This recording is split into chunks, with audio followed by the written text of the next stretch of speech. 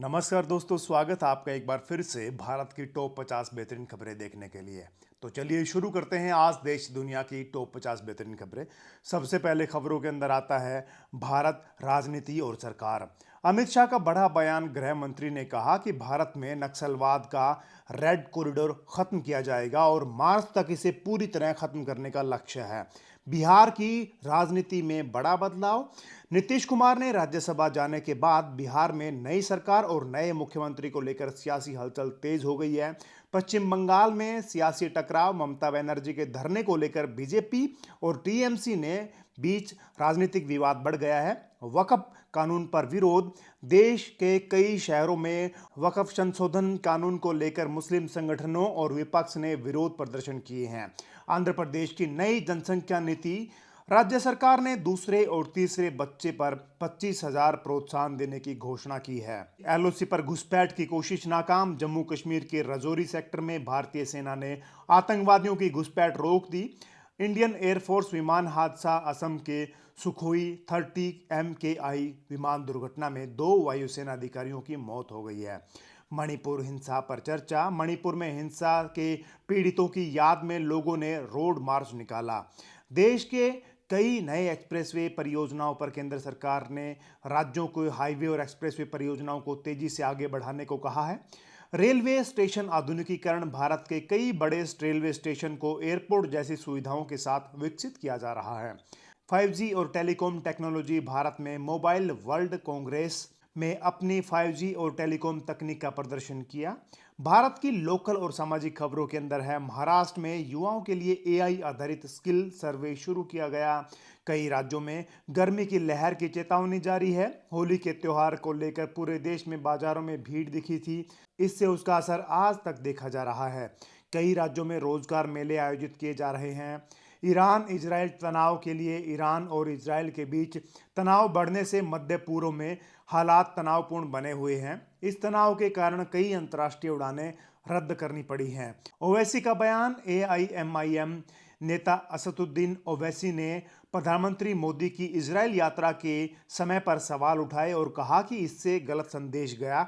ओवैसी ने यह भी कहा कि भारत को पश्चिमी एशिया में संतुलित विदेश नीति रखनी चाहिए। अमेरिका मध्य पूर्व तनाव को कम करने के लिए कूटनीतिक बातचीत कर रहा है। अमेरिकी और भारत के बीच टेक्नोलॉजी और रक्षा सहयोग बढ़ रहा है। नॉर्थ कोरिया ने फिर से मिसाइल परीक्षण की तैयारी की खबरों से एशिया में चिंता बढ़ी है। अमेरिका और दक्षिण कोरिया ने संयुक्त सैन्य अभ्यास बढ़ा दिए गए हैं। खेल में भारत ने T20 वर्ल्ड कप सेमीफाइनल में इंग्लैंड को हराया। भारत का फाइनल मुकाबला न्यूजीलैंड से होने वाला है। भारतीय हॉकी टीम का नया ट्रेनिंग कैंप शुरू हुआ। अर्थव्यवस्था में विदेशी निवेशकों ने भारतीय शेयर बाजार में बड़ी रकम निकाली। सोने की कीमतों में उतार चढ़ाव जारी रहा। भारत की डिजिटल अर्थव्यवस्था तेजी से बढ़ रही है। स्टार्टअप और टेक सेक्टर में निवेश बढ़ रहा है। राजनीति और नेता इसमें भरपूर सहयोग कर रहे हैं। राहुल गांधी का बयान। राहुल गांधी ने सरकार पर बेरोजगारी और महंगाई को लेकर हमला बोला और कहा युवा के लिए ठोस योजना की जरूरत है। योगी और आदित्यनाथ की नई योजना। योगी आदित्यनाथ ने उत्तर प्रदेश में नए औद्योगिक निवेश के लिए नए प्रोजेक्ट शुरू करने की घोषणा की है। अरविंद केजरीवाल का बयान। अरविंद केजरीवाल ने दिल्ली में शिक्षा और स्वास्थ्य मॉडल को और मजबूत करने की बात कही है। ममता बनर्जी का केंद्र पर हमला। ममता बनर्जी ने कहा केंद्र सरकार राज्यों के अधिकारों में दखल दे रही है। असदुद्दीन ओवैसी रैली में हैदराबाद ने सभा पर केंद्र करके सरकार की नीतियों की आलोचना की। रोड और इंफ्रास्ट्रक्चर के अंदर दिल्ली मुंबई एक्सप्रेसवे का नया चरण शुरू हुआ। दिल्ली मुंबई एक्सप्रेसवे का नया सेक्शन जल्द जनता के लिए खोला जाएगा, जिससे यात्रा का समय काफ़ी कम हो जाएगा।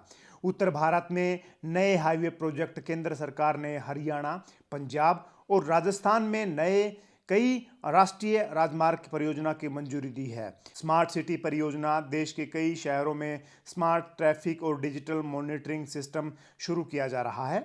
सीमा पर हाई अलर्ट। इंडियन आर्मी ने पाकिस्तान की सीमा पर सुरक्षा व्यवस्था और मजबूत की है। नई मिसाइल परीक्षण। Defence research and development organisation ने नई स्वदेशी मिसाइल तकनीक पर परीक्षण किया है। भारतीय नौसेना का अभ्यास। इंडियन नेवी ने हिंद महासागर में बड़ा समुद्री अभ्यास किया। कई राज्यों में गर्मी बढ़ गई है। मौसम विभाग के अनुसार मार्च के शुरुआत में ही कई राज्यों में तापमान तेजी से बढ़ रहा है। कई शहरों में ट्रैफिक नियम सख्त। दिल्ली, मुंबई और बेंगलुरु में ट्रैफिक नियमों का उल्लंघन करने वालों पर भारी जुर्माना लगाया जा रहा है। शिक्षा क्षेत्र में नई नीति। कई राज्यों में स्कूलों में डिजिटल शिक्षा को बढ़ावा देने के लिए नए कार्यक्रम शुरू किए। अंतर्राष्ट्रीय खबरों के अंदर ईरान और यूनाइटेड स्टेट्स के बीच परमाणु कार्यक्रम को लेकर तनाव बना हुआ है। नॉर्थ कोरिया का मिसाइल परीक्षण। नॉर्थ कोरिया ने लंबी दूरी की मिसाइल परीक्षण की तैयारी की खबरों से दुनिया की चिंता बढ़ी है। रसिया यूक्रेन वॉर अभी भी जारी है और कई शहरों में लड़ाई जारी है। चीन ताइवान तनाव। ताइवान और चाइना के बीच सैन्य गतिविधियां बढ़ गई हैं।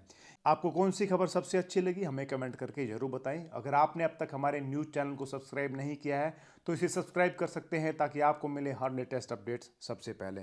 खबरें देखने के लिए बहुत बहुत धन्यवाद। आपका दिन शुभ रहे।